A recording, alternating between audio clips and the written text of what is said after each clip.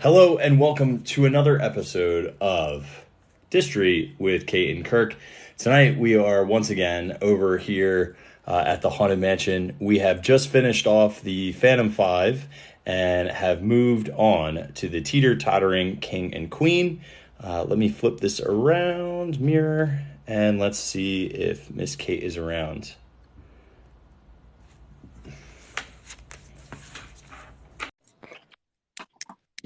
Hello. Hi, Kirk. Hi. My headphones aren't working. Hang on. Give me 1 second. Oh, no. That's okay. I've been running into... Yeah. Somebody's asked me what Distory is. Distory is Disney history. So in this show, we talk about the really unique and crazy and wonderful history of Disney, including all the little details that made the rides and the attractions in the parks what they are. So that's what Distory is. We're glad you're here. It's really original title because we take Disney and we take history and we cram them together. We just push them together. Can I do show and tell? Yeah, and I have some amazing things to tell you that I cannot Okay, wait. I know. You sent me messages and I'm excited. Tonight's going to be just an all-around great episode. I also am calling it here. There's no way, at best, we make it to the executioner and the opera singer in the graveyard. We've just passed the minstrels, Phantom 5, or and the teeter-tottering King and Queen. And we're still in the grave scene for Haunted Mansion. So thank you again for coming to another episode of Distory with my ghost co-hostess with the mostest, the one and only Disney Cicerone, Kate. Kate, how are we doing tonight? I am doing fabulous. I am just so excited about the things we're going to talk about tonight. I can't even tell you. I'm so ready. So, I have shown off one of these before. So I've shown off this guy, right? And this is a sipper. So these came out a couple years ago, and this is in Ezra, part 1 of the Hitchhiking Ghosts. I had no plans on getting more of these. I wasn't even planning on collecting them. But then I have to go to Cast Connection with Ellie, and it gets me the one and only Gus. So now you're like, okay. You need 3. Okay. Yeah. Okay. You got to have Now, 3. Gus is different. Gus is not a sipper. Gus actually would hold donut holes. So on the back, they would actually fill this up at Pecos Bills with donut holes. You could And they hide all just... there in your house. Oh, yeah. Well, now I can't. Thanks. Appreciate that. It was where I hid everything. And then, of course, to round it all out, we have Phineas. And Phineas is a popcorn bucket, which is really strange the way that he's shaped because this is really for just being able to insert style. Not a fan of this being a popcorn bucket, but I do love the Haunted Mansion wallpaper lanyard. And then, boom, bam, you put them all together. And look at that. We're not there yet. Beautiful. But I just wanted to show you because it came in the mail. And then I got more. I have more. There's still more. But this is important. I got this purposefully.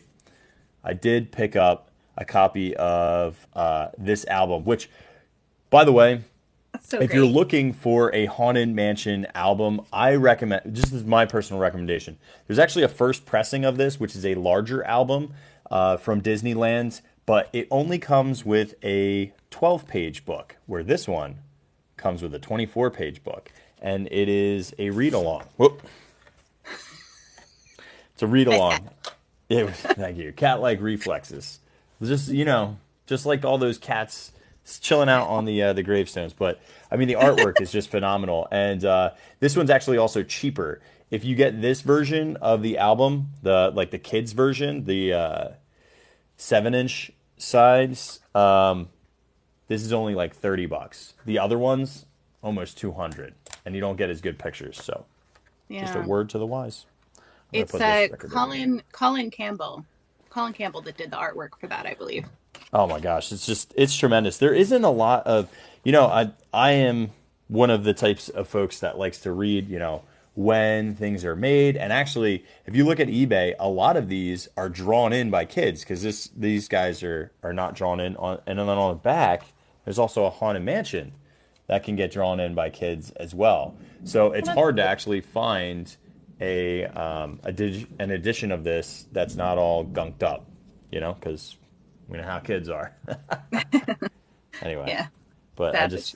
I just love all of it. I mean, we did so much of it, and last week, if we're kind of bringing it in, this specifically talks about a completely different version of coming out of the attic. Can I read it real quick? Yeah, go for it. So instead of climbing out of in the album, when you listen to it, Michael and Karen go out a window because they're scared, out onto a balcony, and then down some steps. Nay, not in this story. In this story, it's a singular person who climbed out of the window and onto a balcony and then down a tree.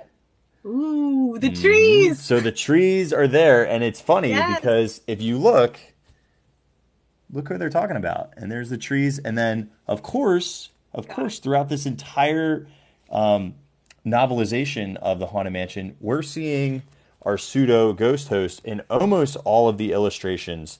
There is a raven. So you can see right here in the attic scene, right there. I mean, it's all over. Every single scene pretty much has one. Oh, look at these little mice. Look at Leota. Very different representation of her. So, but yeah, anyway. That was great. Thank you for showing that. Now, yeah. I have to share the thing. I found a couple things, but one of them we'll have to see later that I'm really excited about. But this one, so I was teasing everybody before you hopped in here that like I have just found something amazing. So we talked about Grim Grinning Ghost before, in the song that was written by Exitencio did the lyrics and Buddy Baker did the music, who is the studio composer. But we know that a lot of the Imagineers have heavily borrowed things from other places, right? Sometimes just outright sketch things. Well, Grim Grinning Ghosts, I would say, actually heavily inspired by the opera Rediger by Gilbert and Sullivan. And I'll play a little bit of it for you, but when you read through it, like I'll read the lyrics. It's harder to hear in the recording. Like the first couple lines is, when the night wind howls and the chimney cowls and the bat in the moonlight flies, and inky clouds like funeral shrouds sail over the midnight skies, when the footpads quail at the nightbird's wail and black dogs bay at the moon, then is the specter's holiday. This is the ghost's high noon. And then the chorus is all about, haha, this is the ghost's high noon. Which, if you think about Grim Grinning Ghosts come out to socialize, it's very similar. And then there's a line in here that says, till the welcome knell of the midnight bell, till the welcome knell of the midnight bell rings forth its jolliest tune. Dude, is any of the tune like melodically? Please don't tell me melodically it's a little bit. It starts out a little similar, but it's really not like the whole thing. But those lyrics are straight. Yeah, it's because you'll think Grim Grinning Ghosts is when you hear the knell of the Requiem bell. I mean, they just changed a couple words. That is really dangerously close. That is so cool. So, how did you stumble upon this? This one was in that really wonderful blog that I have found some really cool facts in. I have gotten my facts from many sources over the years. A lot of them are some great books that we've recommended. But this one, I will recommend this blog. It's called Long Forgotten Haunted Mansion.blogspot.com. So it's a really wonderful blog by someone who is a Mansonologist, is what he calls himself. That is a great name. I like that, a Mansonologist. I know. It's from an opera. Yes, this is from an opera, Rediger by Gilbert and Sullivan. So here, I'll play just the beginning part of it for you guys, so you can hear what it sounds like.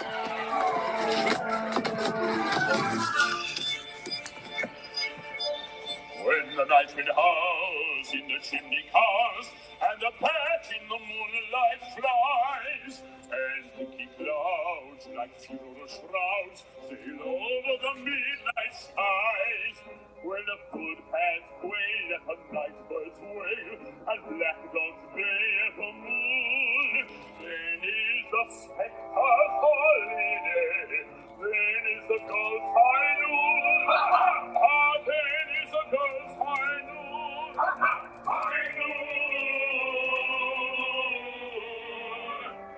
and so on and so forth in Gilbert and Sullivan style. So but how about this one? I just pulled this out, like where they talk about a funeral shroud, and of course in Grim Grinning Ghosts, shrouded in your depths disguise. They begin to plagiarize. Pretty much. So I mean, go ahead. Just like this is what we've been talking about in this entire series. Really, is that there's so many of these things in the Haunted Mansion were taken from classical literature, classic operas, and this just fits right in with that. They did a lot of reading, a lot of research before they made it, and took things from combination of pop culture, literature, opera, music, everywhere, and that's what the Haunted Mansion is. Well, what I love about this, and we'll probably get it at the tail end of this episode, is that we have obviously opera used several times, and to your point, you actually think I like your one theory. About somebody who's in the graveyard scene, because we also do see that last Sinister 11 portrait going right into with the opera glasses. So it's interesting. This is really interesting having opera be a part of that. And somebody just said, "Yo, you're getting a lot of content out of this. You're still. I love the ride, but this is really deep."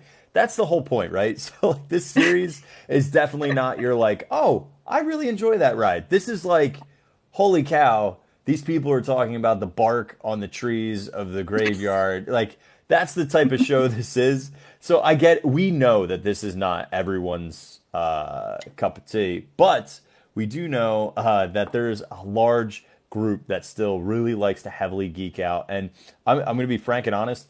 I don't think there's anybody who has ever recorded. There's people that know more than Kate and I, for sure. For sure. We still have a long way to go in terms of learning, and Kate is way more advanced than I am. But I think this content stream and it existing and living in Kate's podcast form as well as on YouTube, who else is doing 20 plus hours on an attraction? I just don't see it. I don't. And I know that's like contextually it's tough because it's so much, but that's how we roll. Yeah. But I feel like this has been missing for so long, because there's got to be, I know there's other nerds out there like us, Disney nerds like us, that just want to know every tiny detail of all the things, and that's what you love. So this show is for you.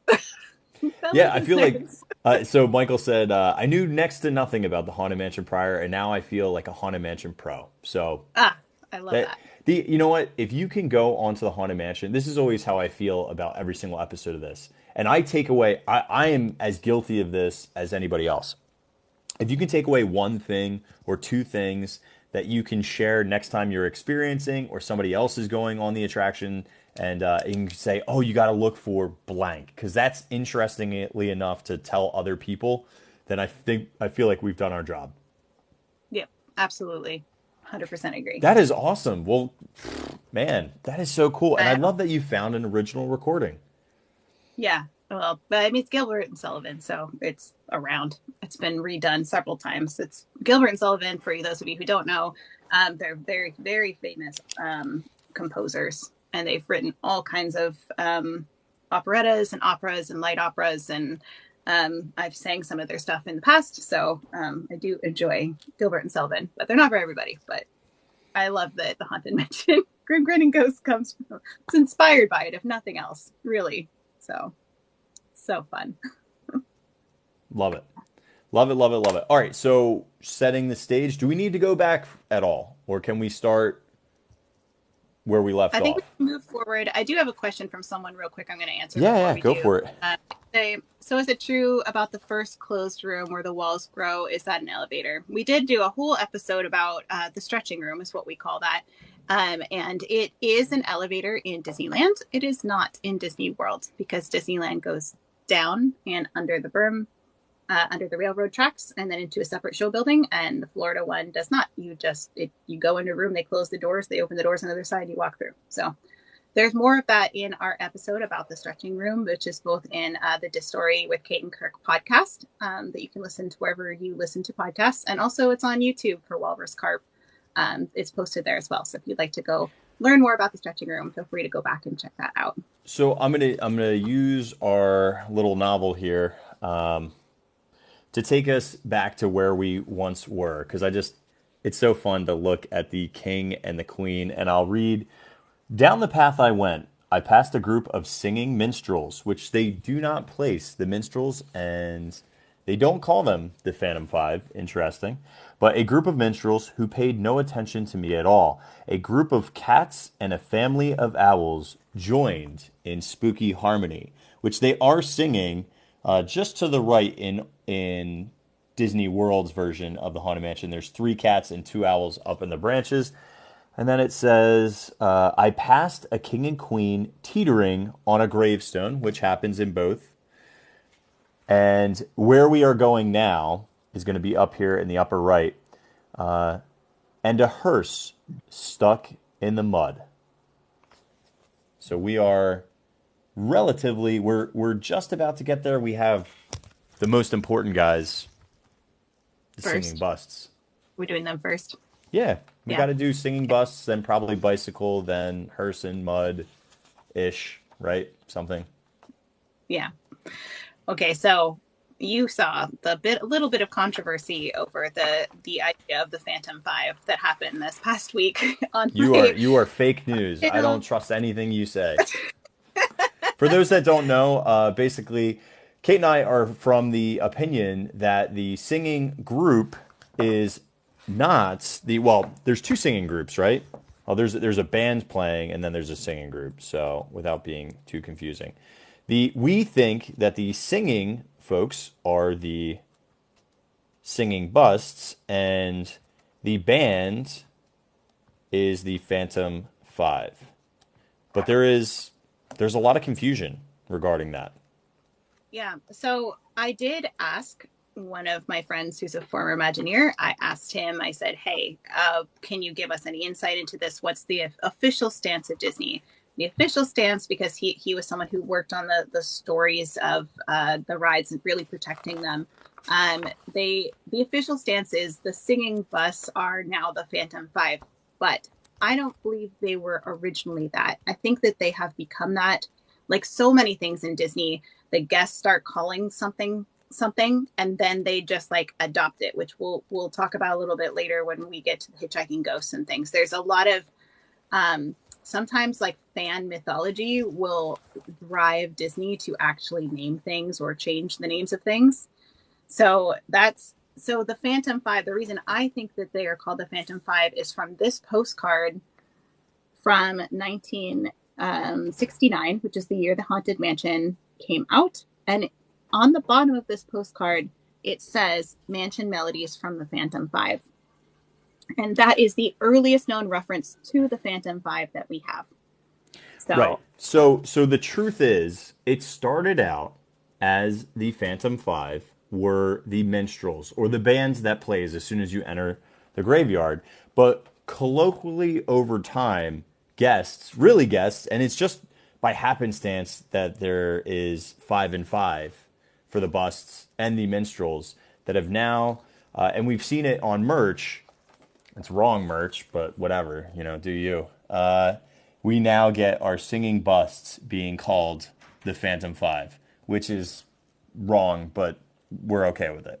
We're okay with it because if guests, there's a couple of things that have come from guests that have become a part of the actual attraction. When they redesigned the queue and there was that cut stanchion, guests were calling that the bride's ring forever. They just made it up. Not true at all. It was just a stanchion. A stanchion is like a queue pole that was cut and shorn all the way to the cement. So it looks like it was stuck in the cement, this little tiny ring. It still exists. You can actually go see the stanchion still. But it was... Can you, I'll trust you because you're the Disney World person, but I thought that they actually laid concrete over it now. There's several ones that still are embedded. I don't know what the original one was, but there's still a ton of stanchions that are all the way to the ground that are in cement. I don't know which one was the originator of the story, but But where it's located, there's no stanchion that's located next to where the ring is actually embedded. But there is now an actual wedding ring embedded in the cement, and that came like the fiction became the fact. And I feel the same exact thing. So yeah. Okay. Barbie is saying the original one is gone. Barbie, I would love if next time you're in the parks and I'm in Magic Kingdom and you're in Magic Kingdom, it would be awesome for you to show where the original one was located, because there are still several stanchions, but yeah, I don't know where the original one was. And if you know, that would be spectacular.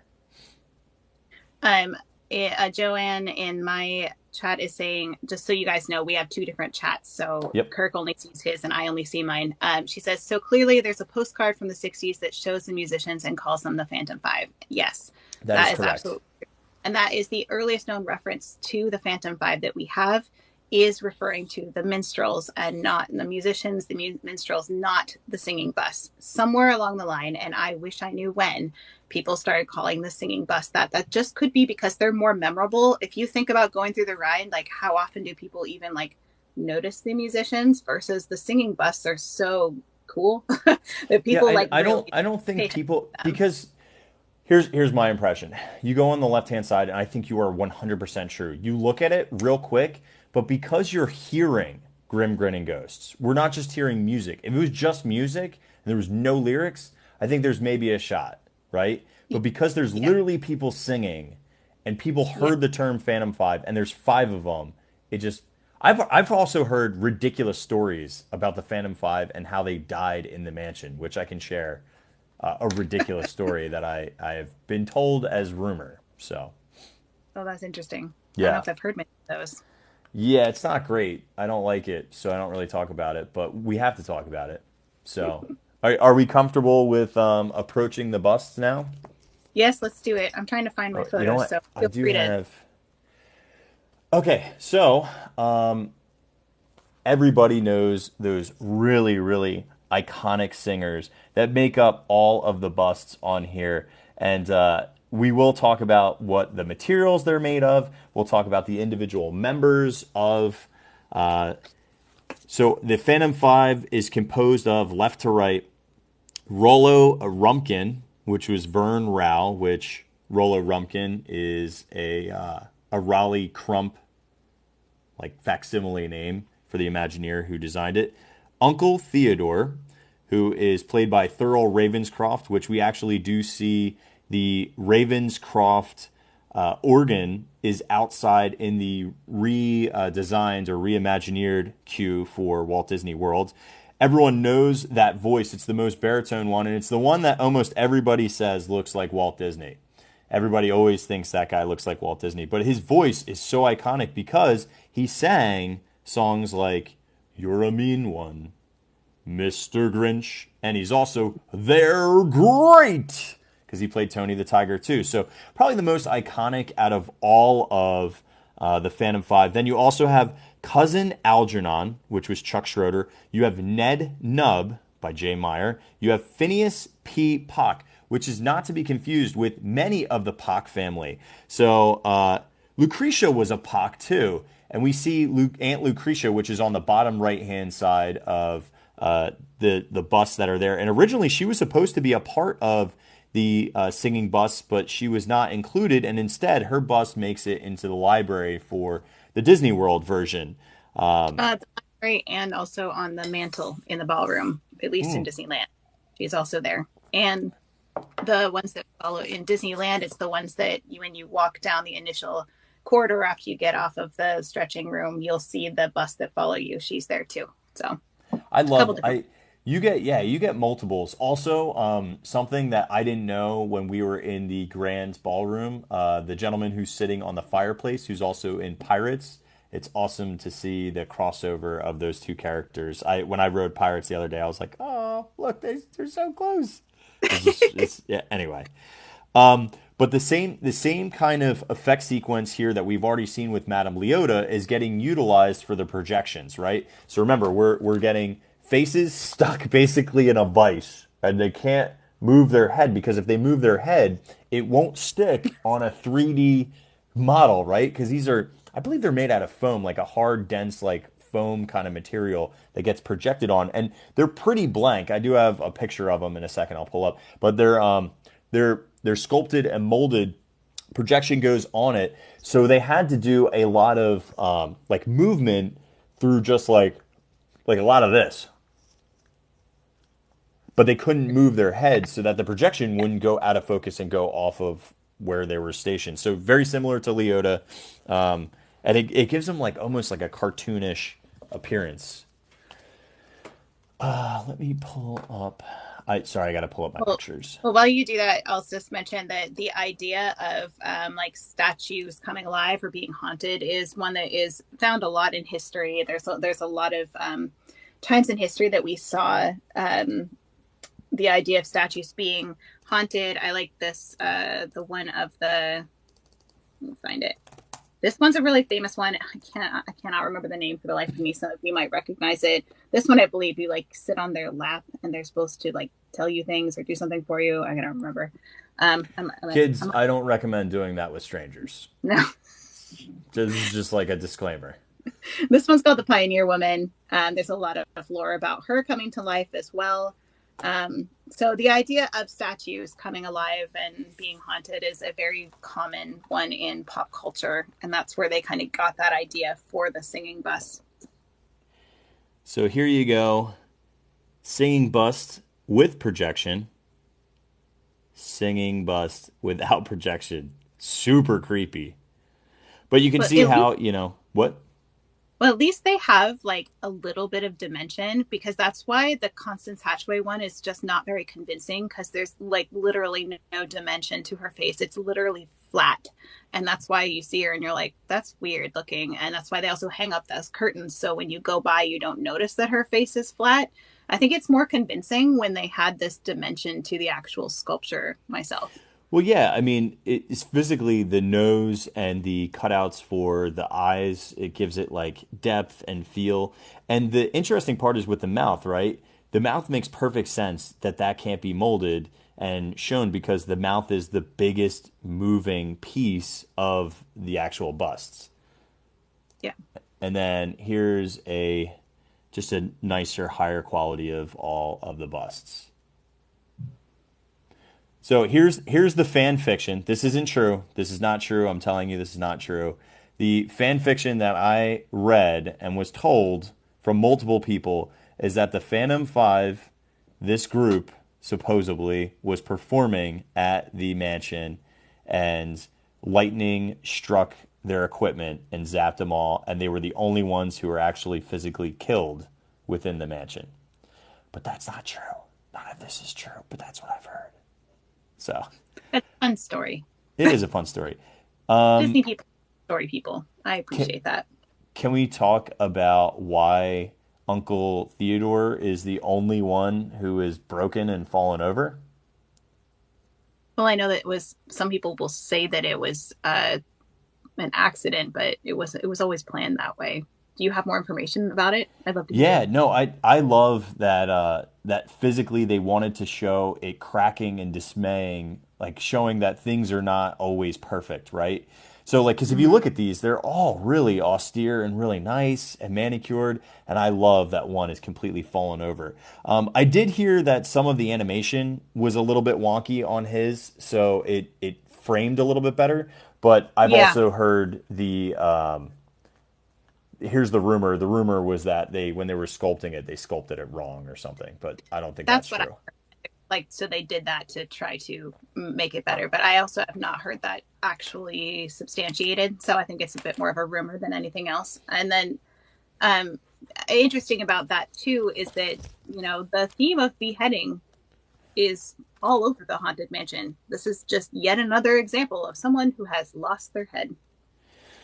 Yeah, and we're going to see more of that a little bit later here in the graveyard, where somebody is actively removing heads. We'll see if we get there. Yeah, we'll see. So I did hear that the Phineas Pock and Rollo Rumpkin, at one point, their faces were switched, and then they were switched back. So there was a period of history where their faces were actually switched. I think just the projections. I'm not sure the actual heads. This wouldn't be the first time that they've had issues with projections being wrong or mirrored incorrectly or segmented when during like a refresh or anything. So it's interesting and probably an honest mistake. Yeah. I would think so. I think it's just something happened. Yeah, because there's lots of places, like we talked about in the foyer, how when they switched from a physical projection to a digital projection of the aging man portrait, they actually made him backwards by accident because of the projection had a mirror that reversed the image, and the Imagineers didn't think about that when they made the digital version. And now they have since fixed it. Thank goodness. But for a long time, for many years, it was backwards. I feel like I have to go back in. I just randomly found this picture and I can't substantiate any of it. And I have not seen the 2003 movie in a while.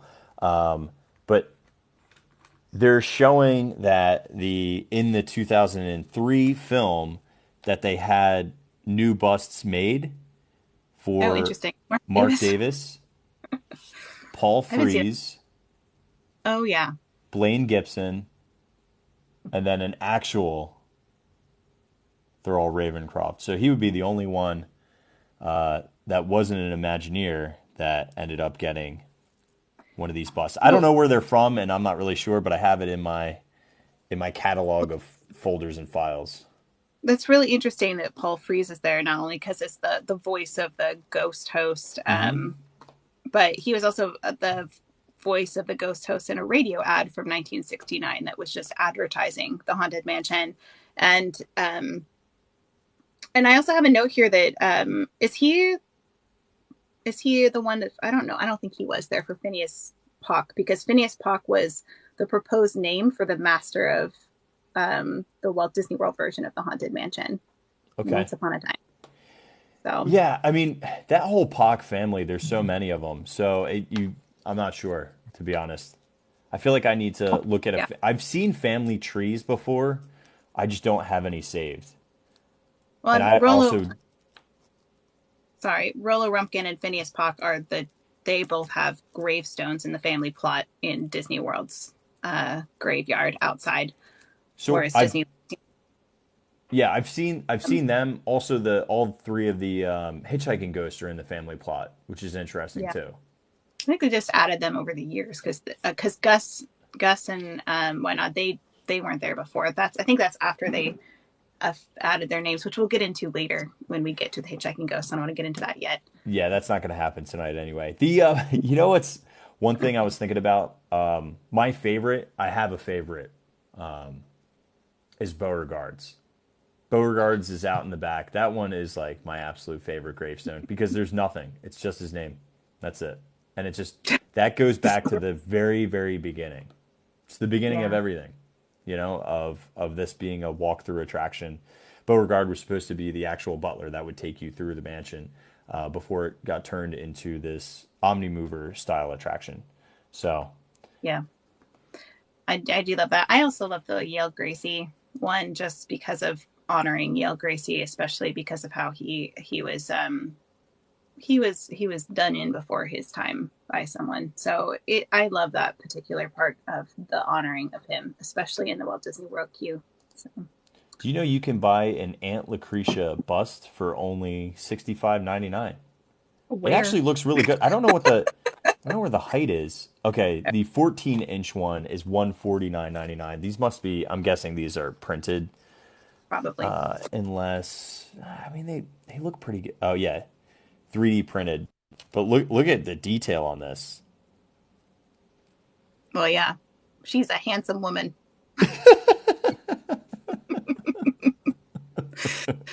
She's a looker. She certainly is something. I wasn't expecting you to say that. That's very funny. Once in a while, I can make you laugh, Kirk. Just once in a while. That's not true. That's not true. So we did talk a little bit last week about how a lot of people think that the singing busts are the Mellow Men. And we, the reality is that while Thurl Ravenscroft was the head, so to speak, the lead singer of the Mellow Men, and he is in the bus. And a lot of the people that were in the Mellow Men might have sung backup for parts of this. The actual singers that are on the singing bus are not Mellow Men members, except for Thurl Ravenscroft. So it's not 100% accurate to call them the Mellow Men. You're welcome to do so if you just want to. I'm not going to stop you because Thurl Ravenscroft isn't there, but it's not technically accurate. Yeah, because it's not all of them. There's so many more people that are singing, and we kind of extensively talked about that, the difference between the Mellow Men, and yeah, they did a lot of work for Disney, but they are not the singing busts. Wait, what is going on? What are they sag on? Look at this picture of the Mellow Men behind Walt getting a haircut. What in the world is this? Yeah, I get it. It's a barbershop quartet, but it's like, but doesn't Walt, just look at Walt's face? I gotta, that picture needs more. I need to learn more. And if there's a video of that, which it's actually pretty good quality, I'm assuming that is like some sort of video that they sang. This was harmonized barbershop style in one of Walt Disney's wonderful world of color. Yeah, that would make sense. That's great. So, Walt's like, beat it, I need to get my hair cut. By the way, the barbershop has opened back up in Walt Disney World, and a cast member was the very first one to bring her son to get his haircut back. So it's back. Speaking of which, you can actually just go get a haircut. Like, you don't have to be like a kid. Obviously, like kids' first haircut is cool. One of these days, because it's probably really challenging to get in there, I'll have to learn what the process is. Maybe one day I'm gonna rope drop getting my ears lowered if I get a little. Because I'm just curious what even happens besides getting a haircut. So, do you have anything else with the singing bus? Are we moving on? No, I think we're good because really we handled the biggest thing is, are they the Phantom Five? Who are the cast of characters? Did the actual bust break? And who are the people that represent it? We did enough with Grim Grinning Ghosts and music, so if you are missing that portion and you'd like to listen to it, just hit the episode right before this and you'll get more of the context of the song. And we actually go into the Mellow Men quite a bit because that's integral and it's the first thing you really hear when you enter into the graveyard. So I think we keep moving. Okay. Well, I know I was just watching the clip of this section right before, and I know right after the singing bus, we briefly see a bulging crypt, like where a ghost is trying to escape, right? And I just wanted to briefly touch on that. The fact that a lot of these crypts that you see, they are not ornate, like in any way. They are very much just very plain. If you think about seeing crypts and mausoleums and things like that, they're usually really ornate and they have decoration on them, but these are all very plain. And the only place that we see one is on the one with I'll say the Mickey bar ghost, the one selling you a Mickey bar. You got to get them while they're hot. There's like a little tiny decoration on the top. And so the reason why all of these are so plain goes back to that term that we've talked about before here of visual economy. There is literally so much going on in this graveyard that you won't catch it the first time through or the 60th time through. There's so much. So they purposefully did not make any of the gravestones, the crypts, anything very ornate, because they wanted you to not have to spend mental energy trying to process the details on the gravestones because you had so much else they wanted you to focus on. So it's kind of a way of just saying like, okay, I'm getting you the feel of being in the graveyard. You know you're in a graveyard when you see that, but you don't have to think about it too much because you're going to go see all these other gags and stuff that's going on. So that's just a little thing for next time you go through, you might not even, I don't know if there'll ever be a time when you actually go through and focus on the gravestones or the crypts because they're just not really worth focusing on with everything else going on. But now you know. Yeah, I mean, and you're not going to really get much out of even seeing them. Do you know what I mean? Like there's not, like, I hate to say that, but you're really, there's nothing to look at. No, there's really nothing there. No, it would be very sad. You'd be like, wait, I wasted that whole trip. Which, by the way, has happened how many times to both of us where you were looking for one thing and couldn't find it? Yeah, it's maddening. It's maddening when you really wait and you try to get it, you know, and you're like, oh, God, it was right there. So true. So then after we pass that bulging crypt, which I will mention is the idea of all the ghosts coming out, materializing, right? Like from the seance. After the seance, all of a sudden the ghosts start to come out and hang out with us. It's just another way of the ghosts trying to come alive, so to speak, materializing. So that's what that represents there. But then after that, we go to, I believe, the picnic couple is next. Yes. So hang on. You probably were looking at me and going, why is he being so rude? I was not being rude. I was looking to queue up specifically the segment because the pictures aren't great. So I went to a POV. So there's a lot going on, but the first thing is going to be our couple, our little picnickers. Yes. And they're, the fascinating thing about the man in this scene is that face was not the one that they had originally planned. And even I'll show you in the maquette, actually reminds me a little bit of the Mad Hatter. But look at this dude. He's happy, jolly, having a great time. Saying like, to your health, to your afterlife. I don't know. Oh, you know what? But I just thought of this. The one in your picture, Kate, just got married, and the one that's sitting down has been married for like a decade. I think that's the difference between their faces. Is one's broken and has no spirit. Oh man, that's not really saying a lot about marriage there, Kirk. I'm kidding. But so at some point they swapped his head for this dude. This is a close up of that guy. Like, look at this. He's seen a thing or two. Mm-hmm. He's been around the block. He's like, okay. He clearly has left his socks out of the hamper a few too many times. You know? And this is the woman close up. This is what she looks like. She didn't actually change that much. But the nicknames for these guys are the Duke and the Duchess, and they are a British couple. And they have invisible chairs, which I think is really cool. And I actually have the recording of how they sing, because all of these characters in the graveyard have their own voices. So do you mind if I play that real quick, Kirk? I would love nothing more. Okay. When the crypt doors creak and the tombstones quake, spooks come out for a swinging wake, happy hearts materialize and begin to vocalize, grim grinning ghosts come out to socialize. Now don't close your eyes and don't try to hide, or a silly spook may sit by your side, shrouded in a death disguise. They pretend to terrorize, grim grinning ghosts come out to socialize. As the moon climbs high, and so on and so forth. But by the way, that's the Duchess is by far my favorite and my girl's favorite of all of the singers, because they love saying socialize, because it's like it's so enunciated well. It's just like the greatest part of that song. Well, she's that's the voice of Betty Wand. That's who says that. She's actually also a female bird in the Tiki Room. She voices that as well.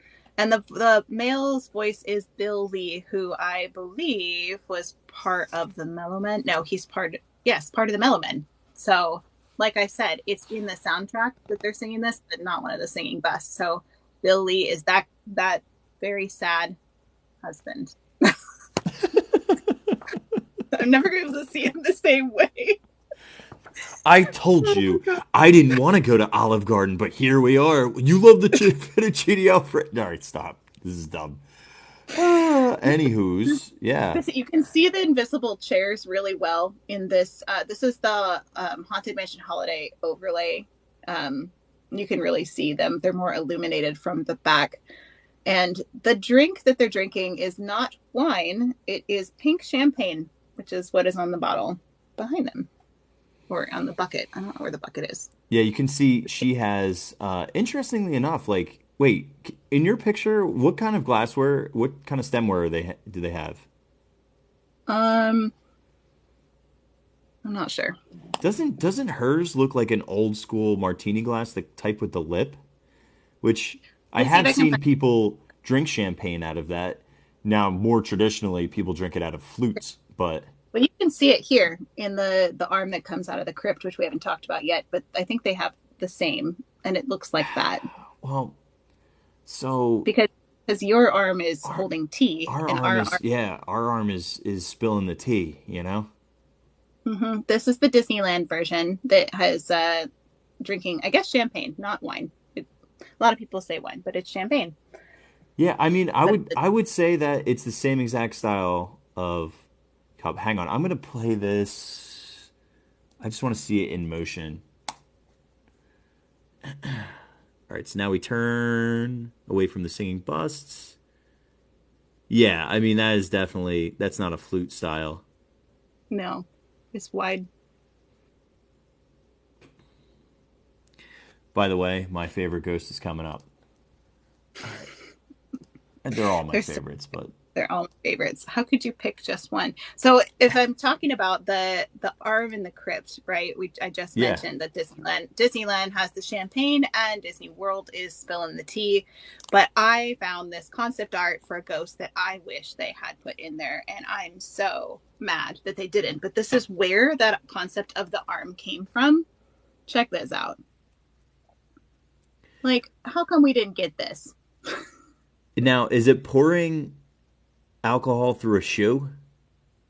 It is. It's like pouring it into the shoe and it's filling out the like peep toe in the front. And then there's just this lady chilling with her feather fan behind. Yeah, well, I'm like, oh man, I wish we had gotten that. yeah, That'd have been fabulous. we did That's not some art. get that. Yeah, and so yours has the tea. I've got mine with the champagne. And mine, does yours have a little bracelet on? No, no bracelets. We're bare bones.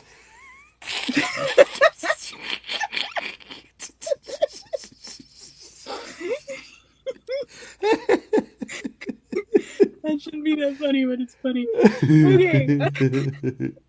And the best is everybody's saying they're dead right now, which is also very fitting for looking at a coffin. I'm all over this.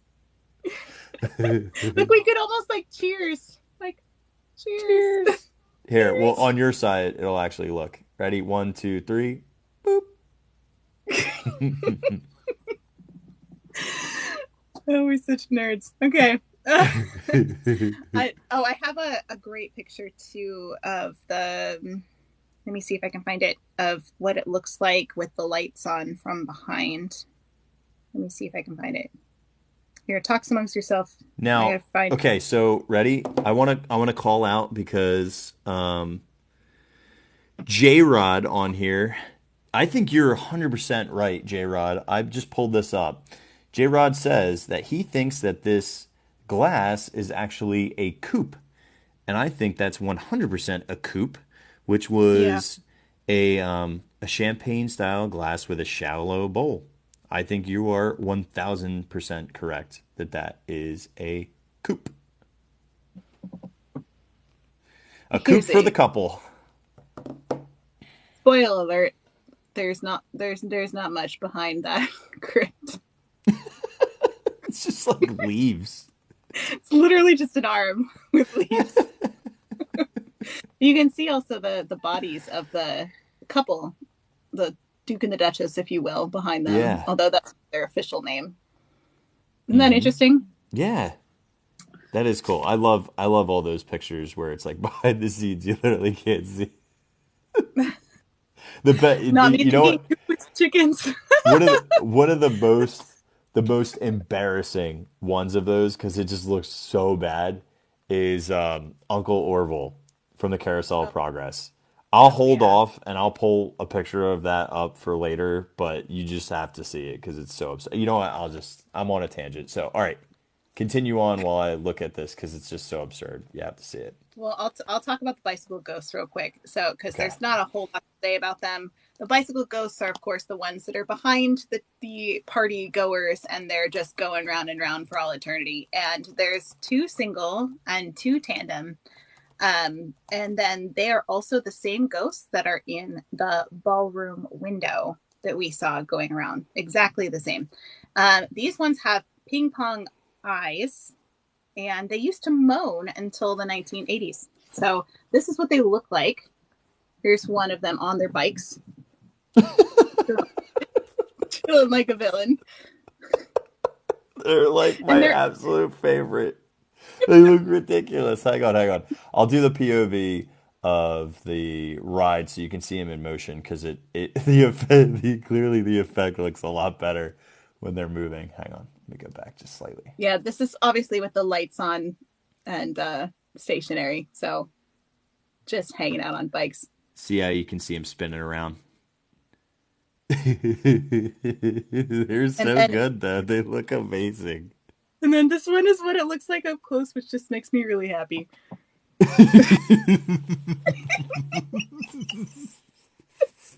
Hang on. Give me a second. I don't have a hoodie, but this is the best I can do. I gotta get my hands over. Wait, hang on. How does he have it? Wait, I'm doing it wrong. That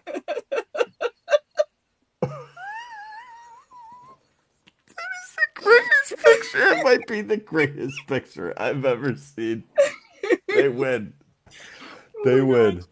Okay, so I did find they're ping pong balls, by the way, guys. Ping pong balls. Are they cut? Like, how are they cut? I think they're just glued on there, straight up ping pong balls, painted irises, and they're made to position so they're looking at you all the time because the Haunted Mansion's always watching you. All right, so you ready for the big reveal, the Uncle Orville reveal? You're not gonna like this. I'm not sure I want to see that much of Uncle Orville, to be honest. Well, you don't. Oh no.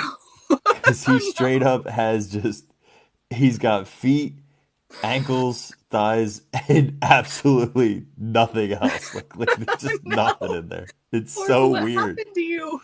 Maybe that's why he's up in the bathroom. No privacy at all in this place. Sorry, dude. But yeah, it's so weird seeing like that abdomen like that. Ugh. Oh, Can't unsee it after that. Sorry, guys. Ruined it for you.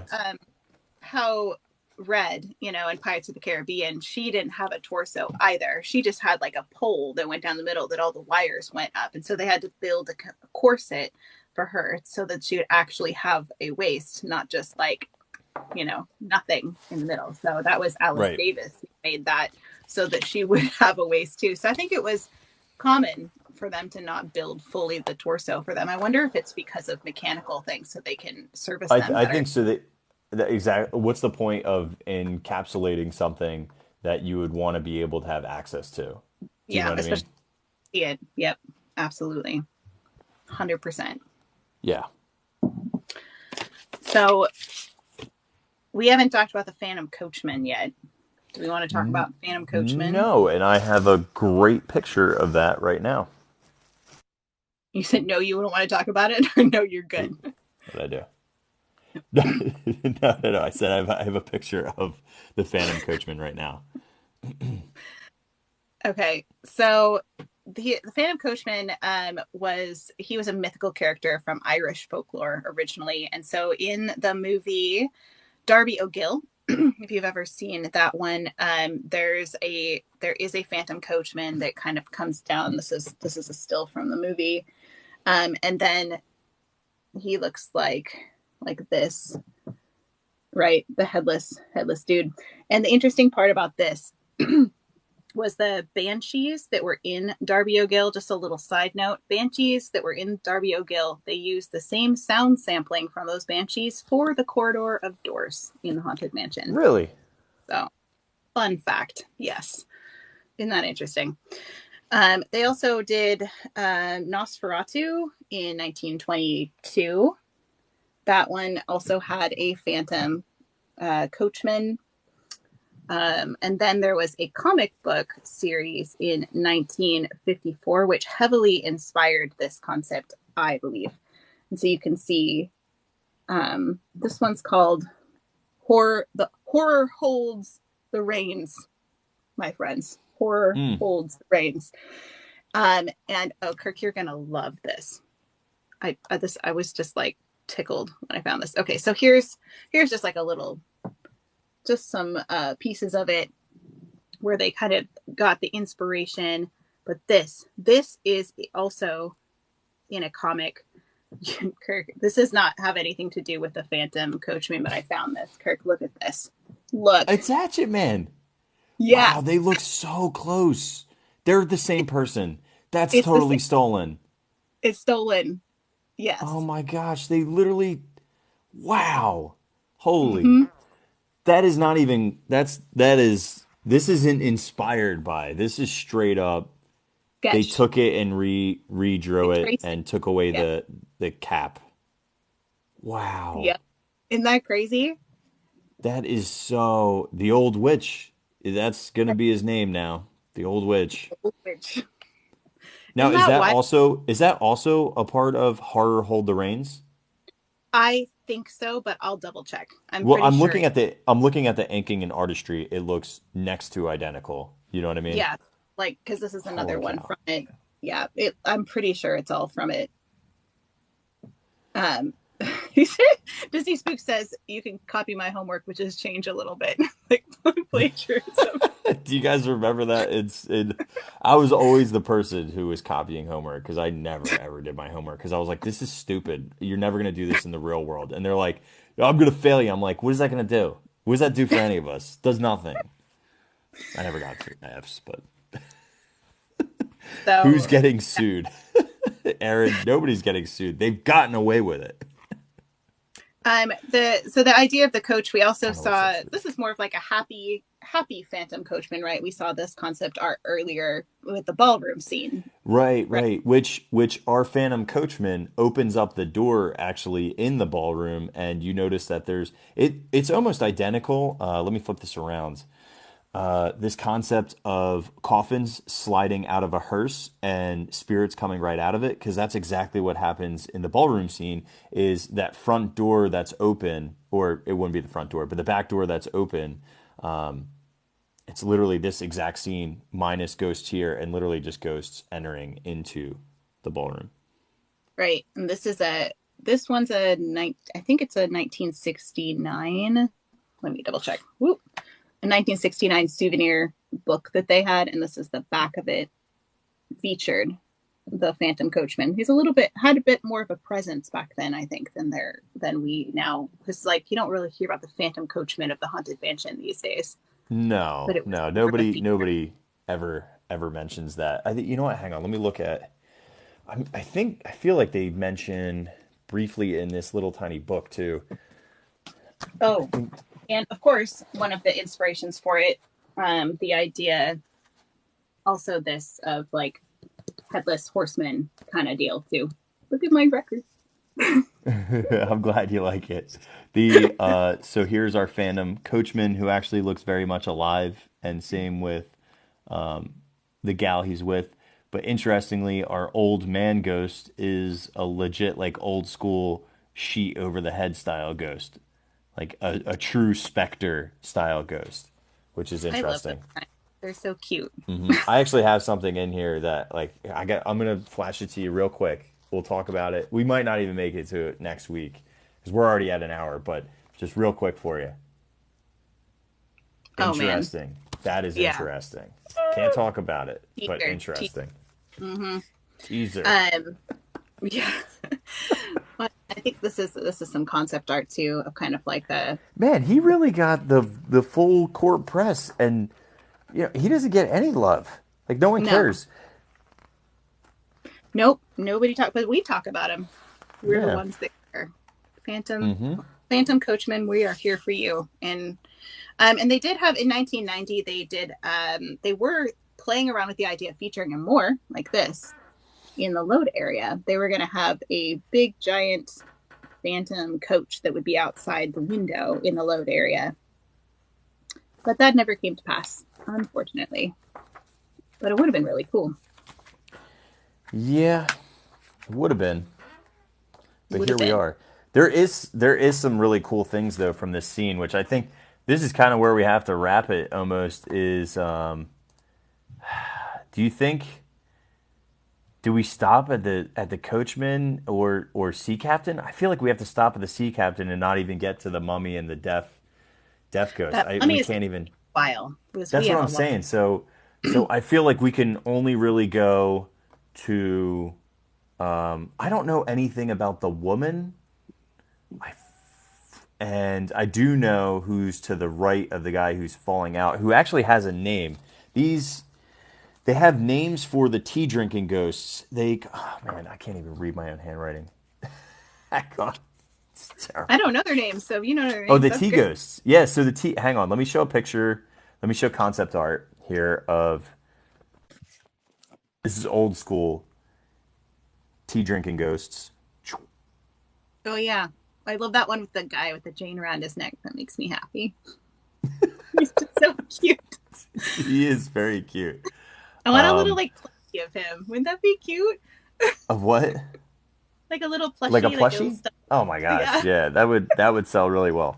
So the unofficial group for the tea ghosts comprised of Lady Priscilla, Robert, and William. Lady Priscilla, Robert, and William is what I have.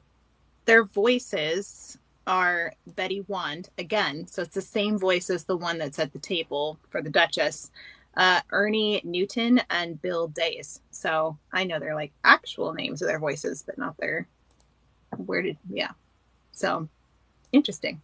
Yeah. It's interesting that some of the ghosts have names in the mansion and like a lot of them don't. Like they'll just don't have names. They have like, random titles, but no names. I always think that's interesting. I agree. I wish that they did tours of the Haunted Mansion in like a bigger way. Now, there are 2 different tours that you can get. One that is coming up very, very close for your Disney World, where we'll be going on Keys of the Kingdom. And then there's another one where I believe they go in the ballroom for that one. This one, I believe we get servants' quarters and maybe one other location. But I really haven't done any research because I like being surprised. Yeah, me too. So I just kind of want to. I know that once we get in there, wherever they take us, then they'll be like, oh, these are these people. I know. I was just thinking about that. I was like, oh my gosh, we're gonna be those.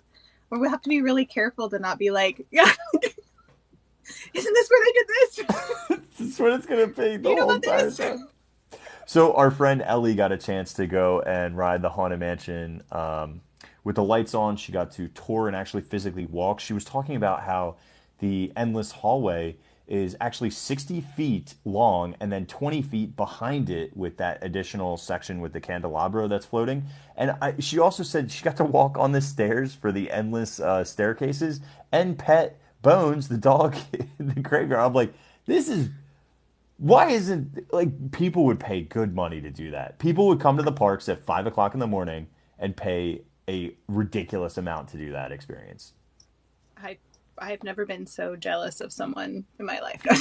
I love that though. I'm so happy for her. Cast member application. Let me just. Do you have part time just to do that, and then I immediately quit? I'm not sure they would appreciate that. I don't think so. No. Okay. Well, the endless hallway a lot shorter in Disneyland. She with the Disney World version, but I know it's not as long in Disneyland. I do know that. Yeah. So, are we good with Coachman tea drinking? Yep. There's only one tea drinker left, and it warms my little Haunted Mansion heart because he is my favorite of the. I'm gonna tie it all together, even though this does not clearly look like the ghost. But you guys remember when we were talking about the concept art a long time ago with a sea captain and Captain Gore and the Sinister 11, and then out in the queue with Captain Culpepper. So all of these sea captain entities exist in the original storyline all the way through today. A lot of it is lost, but I love that we get a sea captain right here drinking tea. No, I was trying to find that concept art, and it's like if you just did if you're looking, just type in well, hang on, I can get it real quick. I know I have it saved. Give me one I second. have it too. I have like gazillion things. So I'm going to show you two. One is the original, like way before it was cartoonized. So like creepy. I know what you did last summer, Sea Captain. And then this is such a great picture. Right, that's the one, and that's the one I saw. That original is right now hanging in the Disneyland gallery in Disneyland. If you go, and it's in the Opera building for Great Moments with Mr. Lincoln, you can go see the original print signed, and well, not signed by the person, but written on by the person. And I love that down here it does have that stamp. So this is probably just a scan in of that 1968 original. Yeah, it's worth seeing. Yeah, and then hang on, just because I want to, I'm gonna pull up the Sinister 11 Sea Captain, which is different than that one. I wonder if anyone would buy, if they did prints of the Sinister 11. Like, would anybody buy that? Does anybody care? Or am I like, because I would buy this instantly. So this is like almost like a colorized version of that, and this is hanging in the. Let me move my mouse. This is hanging in the loading sequence of the Haunted Mansion for us on the left-hand side. This is the last portrait on the left-hand side before you load your Doom Buggy. And then there's a ton of other Sinister 11 across the way. But I would totally hang a print of that. Way, Kirk, did you see my TikTok about the ship in the bottle? Yes, I did. Yes. So I'm a huge fan of your work, if you didn't realize. Thanks. So for those of you who didn't see it, there's in the Trader Sam's in Disneyland, there's the bar. There's a ship that's in the bottle, and the concept of that actually was an unused Haunted Mansion concept from E.L. Gracie, the ship in the bottle, which is where we get we have a lot of these ideas of a ship sinking. We even see one currently in the portrait gallery of a ship going down. That nautical theme's been around forever, but we actually had a ship in the bottle that I think that sunk. And so we have that. It was in the Adventurers Club. We saw it first in the Adventurers Club in real life. And then the bottle now is in Trader Sam's in Disneyland. But the ship is now the Wicked Wench. They made a new model for it. And we have in Walt Disney World, if you ever play, what is it called? It's not called Pirates Adventure. I'm totally blanking on it, but the Pirates Adventure through Adventureland, where you're looking at maps and trying to help Jack Sparrow. Oh, yeah. One of the interactive pieces, and it's one of the coolest, is actually in the Pirates gift shop. And you're in the Pirates of Caribbean's gift shop, and there is there's actually two ships in bottles, and they are both pointed at each other, and they just start firing cannons at one another until eventually one of them tips over and sinks all the way down, which it's so much fun with kids. It's one of like the coolest experiences you can do. Plus it's free, and it comes with a little takeaway map, and when you there's 5 different maps. Once you finish each one, they give you like a collectible card. So once again, like there's not a lot of things that you can get for free in Disney, and it's one of the better ones. Spook says that's Captain Jack Sparrow to you, sir. Whatever. I just call him Jack, you know? Never let go. Spooks, never let go. Could have fit on that door, just saying. You know, this isn't that kind of show, but he could have fit on that door. Totally could have. Yep. Agreed. All right, I feel like, do you have anything? Or is this a good... I think that's where we have to wrap it. I feel like because the mummy itself is a thing, and that's going to take time, and I do not want to cut it short because we have, and you and I have been doing independent research about this for a couple weeks now. Ridiculous. It's honestly, this is what's so much fun about it is like I feel like every single time there's like one or two major takeaways for each of us that we don't necessarily know, but then that uncovers like oh, I need to go down this rabbit hole of learning more. Yeah. And then we always kind of hypothesize or theorize or even break down rumors. So I like that element of it too, because everybody always asks me like, why is the Haunted Mansion my favorite? You know what? And I'll ask you, why is the Haunted Mansion your favorite before I give my answer? Why is the Haunted Mansion my favorite? Probably because of it's a combination of how many creative minds had to work together, how much creative input had to come together and work together in harmony to make what we have now, combined with all of the historical influences that they took from other places and then the attention to detail. So it's like, it's so many things, but there's no other attraction that has that level of it, I believe. No, and it has so many. To your point, the immense amount of layers and storytelling in an attraction. In an attraction, like remember, this did not have IP. That's what I love about it. Is this is not like, oh, I'm sorry, Jackie. This isn't just like Winnie the Pooh, and you just go on a dark ride that has Winnie the Pooh elements thrown into it, right? And Yeah. I'm not saying there's anything wrong with that. I just like it's like why I love Figment. I love Figment because he is original for the parks. Like there's so many fun, great attractions. But this one, which is so crazy to me, is for all the reasons that you said, there's so many people involved, there's so many conflicting storylines, there's so much rich detail within all of the different characters, how they formulated it, how long it took, the actual architecture, the feel of it, the music, the score, all of it wrapped up. But then it gets even better. It gets overlays, and every single one is different.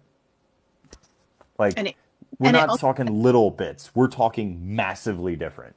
yeah. And it also has, there's so many sub themes also. There's morality tales in it. There's like life lessons in it. It's something you can think deeply about for a long time. I think because it's around this concept of life and death, which we all face. So I think that it's a bigger theme where we can relate to a lot of the things in it, and we can think about it critically, which isn't true about all the rides. Some of the rides are fun, and we can think a lot of them have morality tales in them, but none quite as deep as this one, I think, because of what it's about. Yeah, yeah. And you know what? The other thing too is I feel like there isn't as much concept art as there is in this one. Like I Mhm. don't know another attraction that has volumes of images that we still have access to today, and we don't even see all of it. We're taking products that we either have from our publications that we own, images on the internet, or other people have procured and shown us, or even artifacts like physical, tangible things. And I just think it has so many great collectible and quotable moments, and it just has a textural feel that does not exist in any other attraction. Like there is nostalgia, there's all those things, but there is a stand in that stretching room and tell me that doesn't evoke some sort of spirit. I know, it's wild. I mean, I think the only other one that could possibly come even a little bit close would be Pirates. But Pirates I even doesn't have as many layers. It does have a lot, but not as many. as my Disney vibes cat says, Haunted Mansion is truly a baddie. I would agree. I would So agree. Definitely. There's so much to it. So all right, so where we're leaving off then is we've seen the singing busts. We have seen the couple, the Duchess. We've seen the everybody drinking tea. The differences of the hands coming out of the crypt. We've seen the sea captain. But we have to stop here. Next week will be what? Huh? The death ghost, as well as our mummy friends. And then we will probably we'll make it to Mickey Bar selling ghost. Hey, you're hungry, subliminal. And we'll probably make it through the Executioner Knight, Opera Singer, and Waldorf Ghost. That's probably as far as we get. We probably don't make it to Hitchhiking Ghosts or Crypt, but that's probably another episode. Then probably Exiting is another episode, and then We still have to do we have to do the gift shops, and we also have to do the overlay and all the ones around the world, which will require probably their own episode because we just won't know as much about them to talk about unless we can uncover a lot more. Yeah. So guess what? It's already been 3.5 months. What's another 3?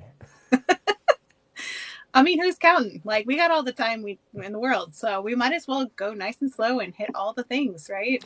Well, the one thing we learned from this whole entire Distory is, 1, we're long-winded. 2, we enjoy talking about these things so much and because of the rich details. And 3, our very first episode was pirates, and we felt rushed. We didn't know what we were doing. Yeah. We felt rushed.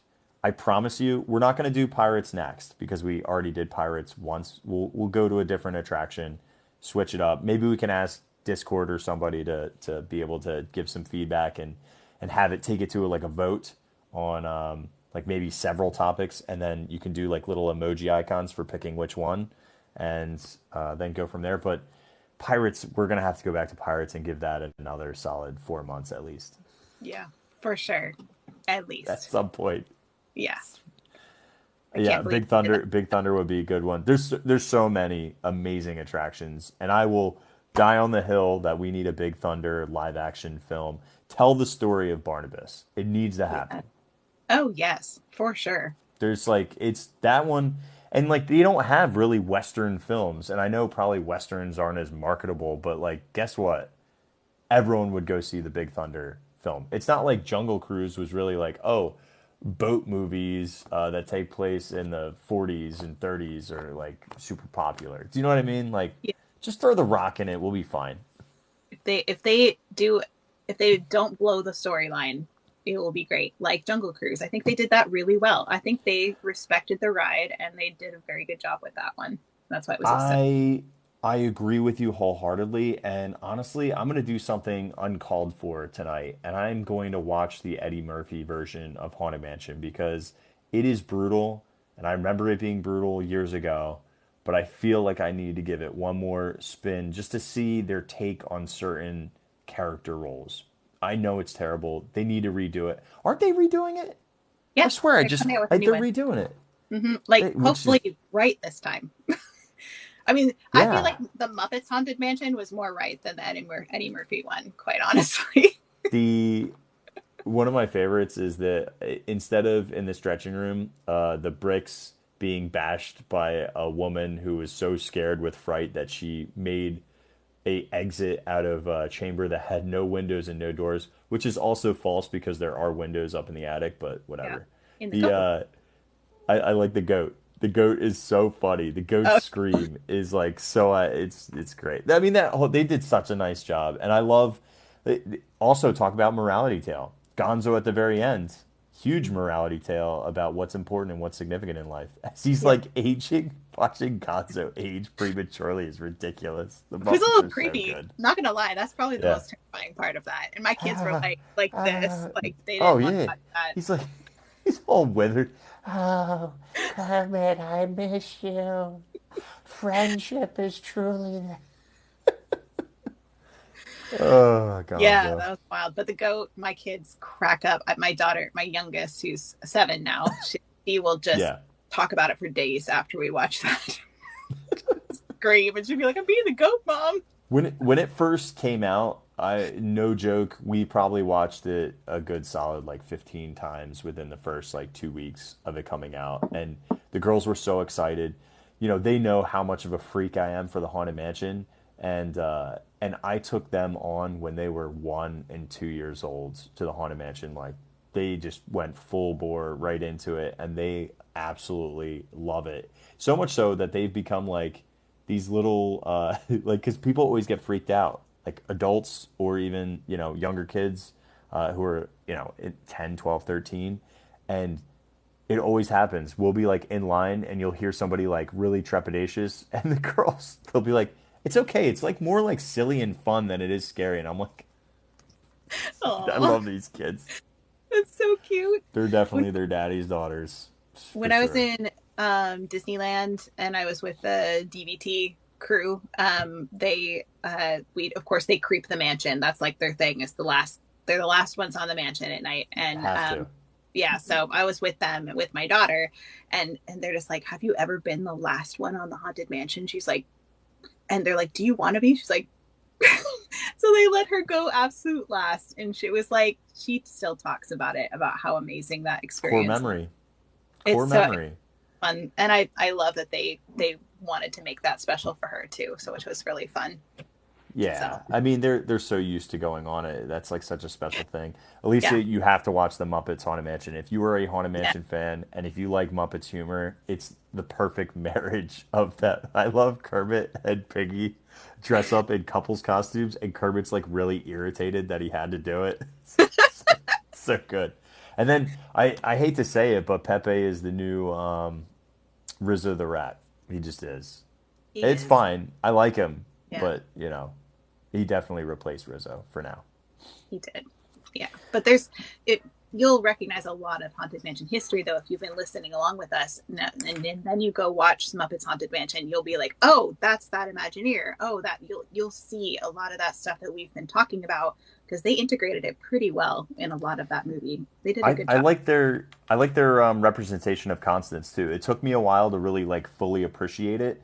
And after watching it, 17 times, it's like they really did a nice job with the whole entire storyline here. It's just awesome. Yeah, they did it. They did a good job. I agree. Well, I guess this is where we wrap. I appreciate everybody coming here for another episode of Distory with Kate and myself. Follow, please, Kate at Disney Cicerone on TikTok. Crushing it as always. I am anxiously awaiting. There will be a time period where you get like an 11 to 20 million hitter again. I just see it in your future. The amount of just well-researched, manicured, that Gertie one just shattered my brain. Wasn't that fun? It's so good. I've never even noticed, like, God bless Lem for finding that. I've never looked into Echo Lake and noticed the stumps or the tree fallen. Like, I never noticed that, and I'm so happy he asked. And you procured that stuff pretty quick. Now, granted, it's some of the stuff's on the internet, but still tremendous. I applaud your history and ability to explain things, which is awesome. And of course, if you want to check out any of these episodes or previous ones, you can always go on YouTube and just look up Walrus Carp, like Walrus and the Carpenter from Alice in Wonderland. And that's all I got. Have a great 4th of July. Enjoy time with your family. Be very careful, because I don't want you guys to, be like, you have to go to a secondhand store because of fireworks. Don't be crazy, kids. Be smart. Secondhand store. Yeah, that's a good joke. I used it earlier because Lem and Jason were at an alligator place, and they were like, "Oh, what's the name of this place?" Like, somebody was asking because they didn't realize it was Gatorland. I said, it's a secondhand store. Some gators, Well, that's fun. I hope everybody has a really wonderful 4th. And again, if you want to listen to this episode again or watch them, we also do the podcast for the Distory podcast. It's called Distory with Kate and Kirk. You can find it wherever you listen to podcasts, Apple, Google, Spotify, etc. And it's also, we have this whole series is on there, so you can go back and listen to maybe sections you missed or things you want to hear again. And if you want to see all the pictures, go head over to the YouTube. I was gonna call you Walrus Carp, Kirk. That's very very Disneyland of you to call me Walrus. It's like when they call me Cicerone. I'm like, oh, okay, all right. It gets me every time. I remember, there's other groups that do that, and it always cracks me up because it'll be like, oh, you're Walrus. Hey, nice to meet you. And I'm like, my name's Kirk. Nice. What's your? And they'll just tell you their handle, and you're like, dude, like, you're a human. Like, just tell me what your human name is. It's like, oh, we're doing that. Okay. Right, exactly. Like, you're doing that. And it's like in the parks, it's really funny because, like, I'm sure in the parks, like, you're going to get more and more recognition. I know you're not in the parks as much, but, like, if you were in the parks as much, people would be screaming Cicerone at you, guaranteed. Because I've gotten Walrus way too many times. It's like, yo, are you the Walrus? I am. Right. That's hilarious. No, I honestly, I'm an introvert and I love kind of my like zoning out in the parks and like getting footage and kind of being on my own. Sometimes I love hanging out with my friends and stuff too, but so I'm like, it's okay that people don't recognize me because I have like, anonymity, which is great.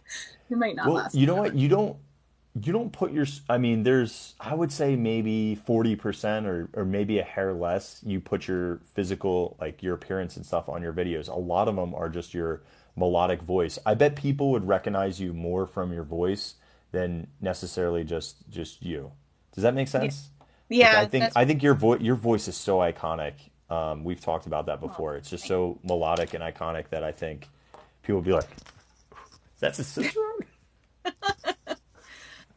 Probably if I'm live streaming in the parks, they might recognize me, but that's okay. I'm not in it to be recognized. I'm in it to bring fun, amazing content and history to all you. So, All right, they asked for it. They're asking for the Sharpie tusks. Here you go. Real quick, real quick.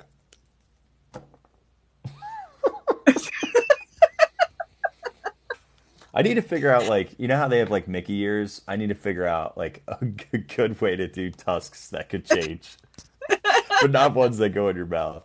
I know you had it when you had to wear that mask. You had it kind of like figured out because it was Oh on my your mouth. gosh, that was people Crooked. and everyone loved that mask. Yeah, Everybody loved that mask because they were like, "Oh my gosh, that's so cute." And when I talked, the walrus mouth moved. It was like great branding and super cute. I took something that was like arguably everyone had to, so it's like, how do I make it fun and different? So that's what we did. I love that.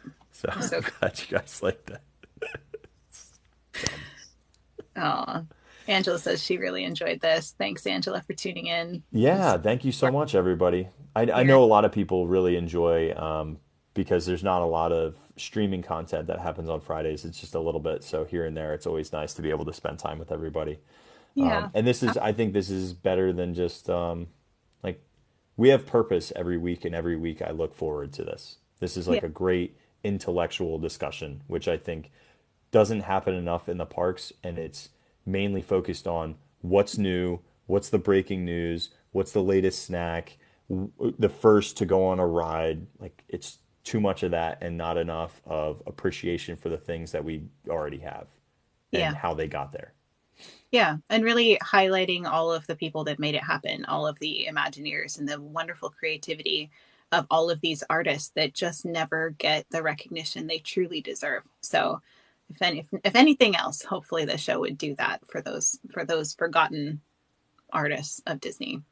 So Yeah. And forgotten plagiarists of Disney. I'm keeping my eye on you. man, that's so true. Yeah, I I mean, love it. I love it. We all in take music and inspiration. art. The Hatchet Man is brutal, though. That is I don't brutal. know. Well, Yeah. and the song, the fact that Grim Grinning Ghost, like we saw a lot of plagiarism today. But that's what makes it so fun because you can hear where the evolution of these all these elements came from. Because like there's an old saying in writing or media or whatever that basically there is no new idea. And I think there are things that get updated and refreshed, but thematically humans are humans, so it's not like that dramatically different. But when you see something like an image of an old witch that looks dang near spot on to Hatchet Man, I don't know what else to say except for, well, there's our ghost host, literally ripped from a comic, which now makes me want to procure this comic and like I know, put that me up too. against. I mean, look at that. Like, you know, if we're being honest. Yeah, I'll just send that to you. Yeah, that's so cool. So cool. I love Yeah. that.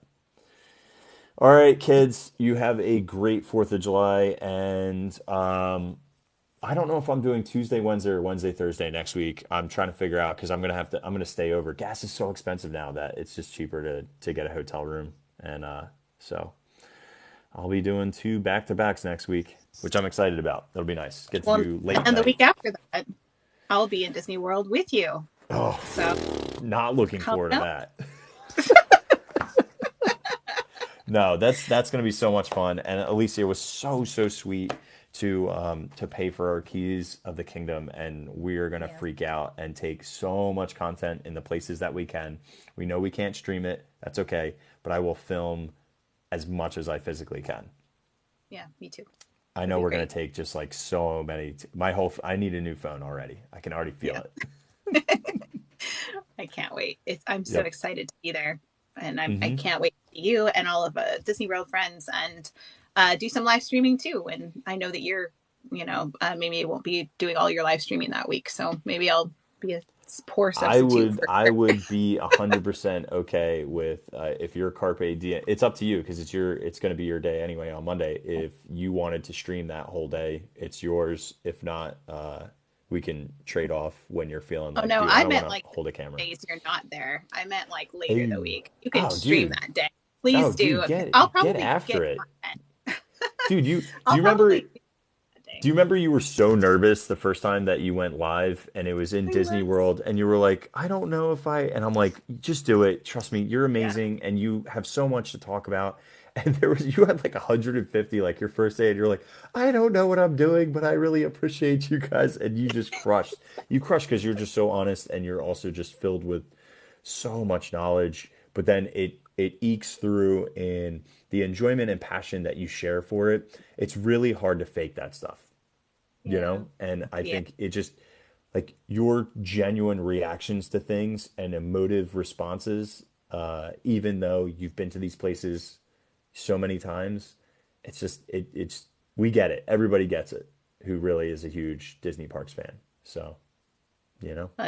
I really appreciate all of the support of the Pocket Fam, which is our crew, which I don't think we've mentioned how people can join the Pocket Fam yet, but I'll just say that I really appreciate such a wonderful group of people that are so supportive and just cheer each other on, including me. But I get to cheer them on too. And I feel like I don't think I could do a lot of things I do without you and the Pocket Fam and a lot of the wonderful people that just are like family. Yeah. When you're here, you're family. And as Kate was saying, Discord, just walruscarp.com/links, second link, or the link in our bio here on TikTok. It's the second button down to join the Discord. And you can talk to all of us. You can send us appropriate messages if you want I love and ask a ton of questions. Kirk. Yeah. I know. Well, I now have to say that because Barbie was like, you should really say appropriate messages. And I'm like, fair enough.